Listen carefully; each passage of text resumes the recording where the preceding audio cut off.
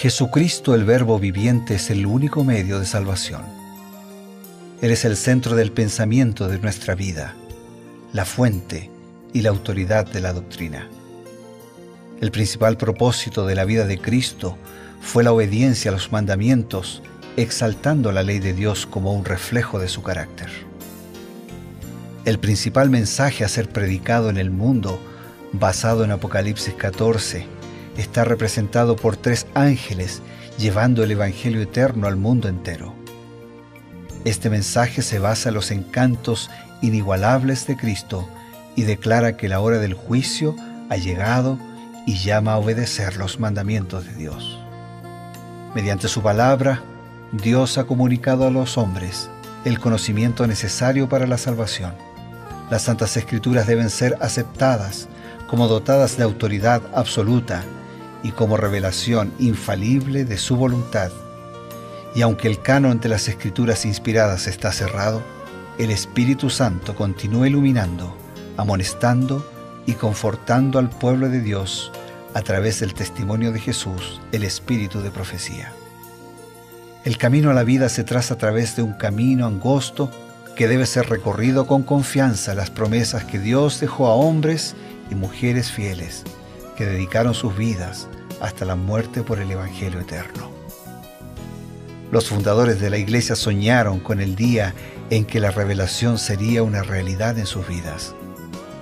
Miraron con los ojos de la fe aquel día glorioso cuando finalmente la promesa sería cumplida en la venida magistral de Jesucristo a esta tierra para recompensar a cada uno según sea su obra.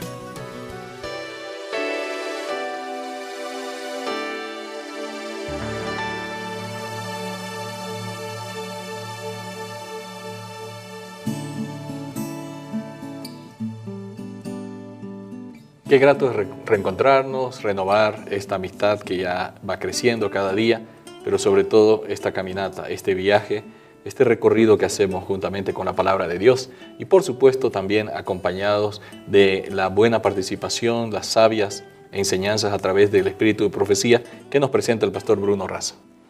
Un gusto, Pastor Eber, de estar contigo, de estar con todos nuestros amigos, hermanos, hoy para profundizar sobre Éxodo capítulo 21.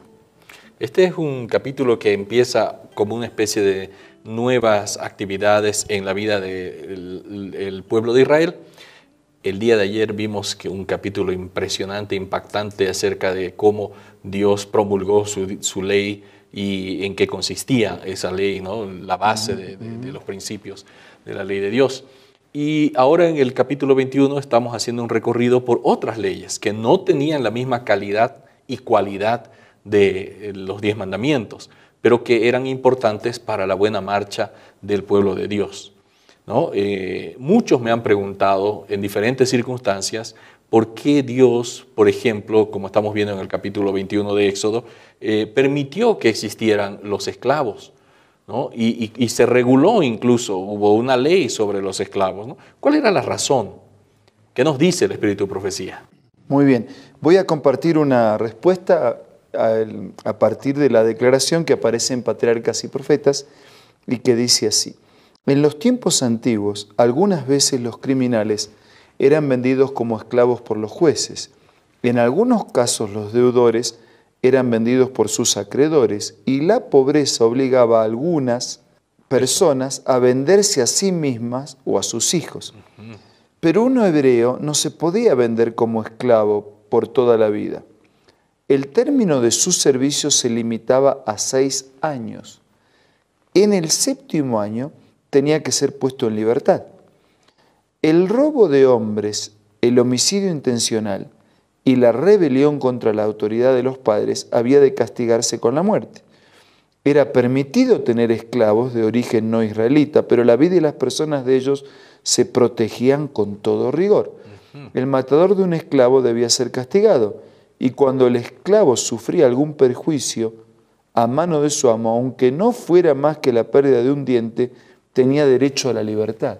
Es decir, existía la esclavitud y Dios de alguna manera, en una primera instancia, reglamenta el mejor trato hacia esos esclavos, para que en definitiva también puedan tener la libertad. Ahora es interesante, Dios estaba respetando un hecho que, bueno, Él no lo había impuesto, ni por lejos, pero los seres humanos a través de los siglos habían estado imponiendo este asunto de que había algún vencido, un pueblo vencido se convertía en esclavo de los vencedores, ¿no? Y Dios estaba regulando esto para que no se hiciera de un esclavo simplemente un objeto que se podía matar o ni se podía disponer de su vida, ¿no? Y nosotros vemos aquí justamente en esta respuesta muy aclaradora que en realidad estaba siendo para prevenir cualquier acto de malicia extrema contra una persona que prácticamente era indefensa. O sea, él está diciendo, ustedes han establecido leyes terrenales que no fueron originadas en él, pero por lo menos sean justos dentro de esas leyes y traten a las personas de la mejor manera que las personas deben ser tratadas. Y el plan de Dios ya lo vimos, fue dar la libertad a sus hijos. O sea, Dios no aprueba la esclavitud. Y es interesante que si, digamos, había alguien esclavo, había un término para su esclavitud. Ah, sí, claro. No era esclavo para toda la vida. Había un límite. Un límite.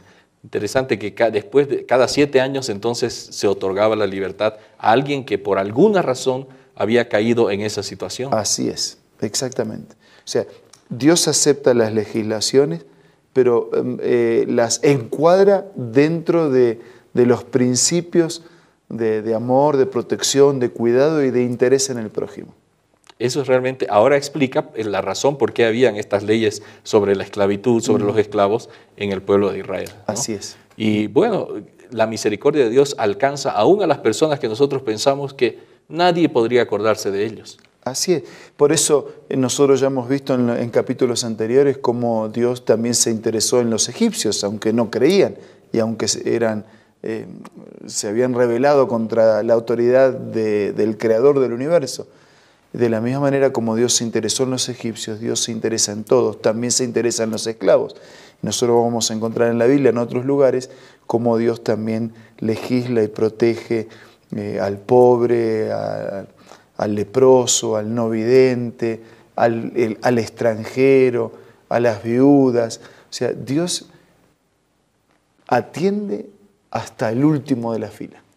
Eso es importante. Y realmente Dios, además de darles las leyes sobre la esclavitud, había otras leyes que parece que tenían una finalidad. Por ejemplo, Él reguló sobre actos de violencia que por causa del pecado, como Dios es respetuoso de la libertad de las personas, Él estaba pensando, ¿no? Estas personas pueden cometer actos de violencia contra otras personas o contra seres indefensos, y entonces se puede decir que estas leyes sobre actos de violencia, por ejemplo, que están también registradas en Éxodo 21, ¿tenían una cualidad preventiva? Sí, el Espíritu de Profecía lo explica así. Los israelitas mismos habían sido siervos poco antes, y ahora que iban a tener siervos, debían guardarse de dar rienda suelta al espíritu de crueldad que los había hecho sufrir a ellos bajo sus amos egipcios. O sea, ellos habían sido siervos de otros, y ahora que ellos tenían siervos, no sea que hagan lo que se quejaban que hacían con ellos. Qué interesante. Y la declaración continúa y dice, el recuerdo de su propia amarga servidumbre debía capacitarlos para comprender la situación del siervo, para ser bondadosos, para ser compasivos y para tratar a los otros como ellos quisieran ser tratados. Y este principio es el mismo principio de la regla de oro que Jesús instituye en el sermón más extraordinario que alguna vez se predicó, como es el Sermón del Monte, que aparece en los capítulos de San Mateo 5, 6 y 7, y donde dice que lo que nosotros querramos que los hombres hagan con nosotros, tenemos que hacer con ellos. Y lo que no queremos que hagan con nosotros, no tenemos que hacer con ellos. Habían estado de alguna manera interponiéndose en los planes de Dios. Dios no se olvida aún de ellos. Y entonces dice, tú has sido siervo, acuérdate, así que ahora tienes que tratar bien a tu siervo. O sea, a veces Dios nos permite pasar por algunas experiencias para que podamos ser más compasivos y poder entender mejor nuestro papel de vida y también ayudar a entender el papel de vida de otros, ¿no? Pablo lo diría de esta manera: nosotros somos consolados por Dios para consolar a otros por medio de la consolación por la que hemos sido consolados por Dios. Parece ahí como que a Pablo se le fue la mano con las palabras, ¿no? Pero está diciendo, yo estoy afligido, Dios me consuela, Dios está a mi lado. ¿Para qué? Para que yo esté al lado de otro. ¿Y cómo estoy al lado de otro? De la misma manera que Dios está a mi lado. Claro. Entonces, el pasar por las experiencias nos prepara también para enfrentar futuras experiencias y para ayudar a otros en la misma experiencia. Ahora, pastor, hay algunas personas que por alguna razón en la vida no pudieron prepararse para obtener alguna formación profesional, ¿no? Una formación formal, valga la redundancia, y tienen que acceder a algunos trabajos que son considerados comúnmente como trabajos de menor valía, ¿no? Entonces tienen que trabajar ayudando en las casas, y se dice, antes, por ejemplo, se decía que ellos no tenían muchos derechos. Hoy la sociedad dice, no, todos tienen derechos, pero aún así todavía se sienten esas diferencias, ¿no? Y ¿será que hay alguna aplicación para nosotros en la actualidad, aunque ya no hay esclavitud? Claro, porque digamos, como tú mencionas, hay algunos trabajos que parecieran ser de segunda. Yo digo que todo trabajo, si es honesto y limpio, es un trabajo digno y dignifica a la persona que lo practica.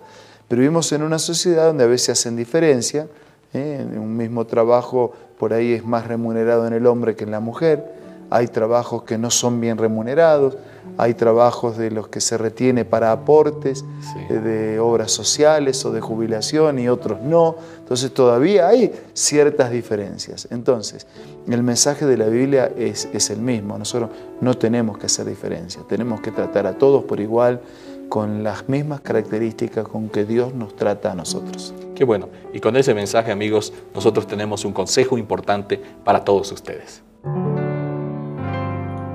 Hola, ¿quieres escuchar una cita acerca de la música? Así como los israelitas cuando andaban por el desierto alegraron su camino con la música del canto sagrado, Dios invita a sus hijos de hoy a alegrar por el mismo medio su vida de peregrinaje. Pocos medios hay más eficaces para grabar sus palabras en la memoria que el de repetirlas mediante el canto. Y esa clase de canto tiene un poder maravilloso. Esta cita puedes encontrarla en este libro hermoso, La Música, escrito por Elena G. de White. Te invito a que sea parte de tu biblioteca personal descargando la aplicación Elena G. de White del App Store o del Play Store. Hemos visto que Dios tiene cuidado por todas las personas, no importa su condición social, no importa su condición económica, no importa la realidad en la que vive. Ahora queremos invitar al pastor Bruno que nos dé las palabras finales. Gracias, Pastor Eber. Yo retomo con la regla de oro que Jesús transmitió a través del Evangelio en el Sermón del Monte, resumiendo así, que no hagamos con los demás lo que no queremos que ellos hagan con nosotros, o lo que no queremos que hagan, o sea, tanto en lo que hacemos o en lo que no hacemos, que sea que pensemos en el otro con la misma consideración con que pensamos en nosotros. Ahora vamos a hablar con Dios a través de la oración. Dios y Padre que estás en los cielos, te agradecemos porque para ti no hay últimos de la fila. Porque todos tenemos los mismos derechos, porque todos somos amados y objeto de tu misma consideración, y porque a todos nos ofreces la paz, el perdón, la salvación y la eternidad. Ayúdanos a aceptar tus ofrecimientos y ayúdanos a aplicar, a ser con los demás de la misma manera como tú eres con nosotros. Lo pedimos, lo agradecemos, en el nombre de Jesús. Amén. Amén. Con la regla de oro en nuestra mente y en nuestro corazón, nos despedimos suplicando al Creador que nos guarde siempre con su bendición. Hasta la próxima.